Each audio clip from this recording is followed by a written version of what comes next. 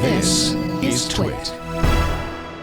Wall Street Journal reports BlackBerry is seriously considering spinning off its BlackBerry Messenger unit into a subsidiary to be known as BBM Inc. The report notes several executives have been moved into the Messenger unit already. BBM is expected to become available on non-BlackBerry phones soon. BlackBerry announced earlier this month it is pursuing strategic alternatives, one of which would be a sale of the company. Microsoft has put its finishing touches on Windows 8.1 and Windows RT 8.1 and has started releasing both versions to hardware manufacturers.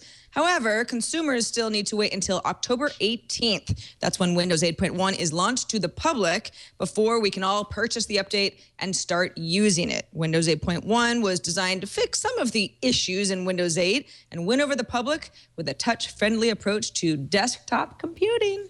A Samsung executive told the Korea Times that the company will unveil the Galaxy Gear smartwatch at a Samsung event on September 4th. According to a translated version of the Korea Times report, the watch will use a non-flexible display, but future versions may include flexible technology. The watch is going to be targeted at young trendsetters, so I guess us old fogies are not in the market for a watch. Right, you're an old fogey. Looks like Apple will have an in-store trade-in program for iPhones. MacRumors' Eric Slivka said that a training program is underway, and Mark Gurman of 9 to 5 Mac says his sources say it will start in September. Matthew Ponzarino over at TechCrunch found the program being tested in a few retail stores already. The pilot program checks for condition, pays you a few $100s on a gift card that must be used immediately to buy a new phone, and any remainder money can then be kept on the iTunes gift card to use however you want. Damaged phones can be recycled at the stores as well, but you won't get any money for those.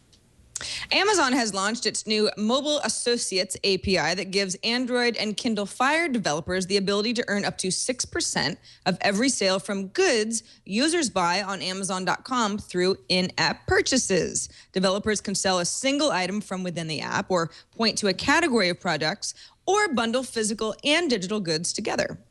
Dell introduced 3 new Latitude series laptops. The Latitude 7000 series runs on Intel Haswell processors, comes in 12 and 14-inch models, and feature carbon fiber lids. The 5000 and 3000 series models include a 14 and 15-inch model. The lower-end 3000 series starts at $599, and the high-end 7000 series starts at $1,049. Both the 3000 and 7000 series will be available starting September 12th. That mid-range 5000 series, there's no price yet on that, but they will be available in October. If you have to ask, you can't afford it. Facebook has announced shared photo albums, allowing different users to upload images to the same album. Up to 50 people can share an album, and each can post as many as 200 photos. If you set up an album, you control whether contributors can invite others or not, and albums themselves can be available to the public, friends of contributors, or limited to just the contributors themselves. The feature came out of a January Facebook hackathon.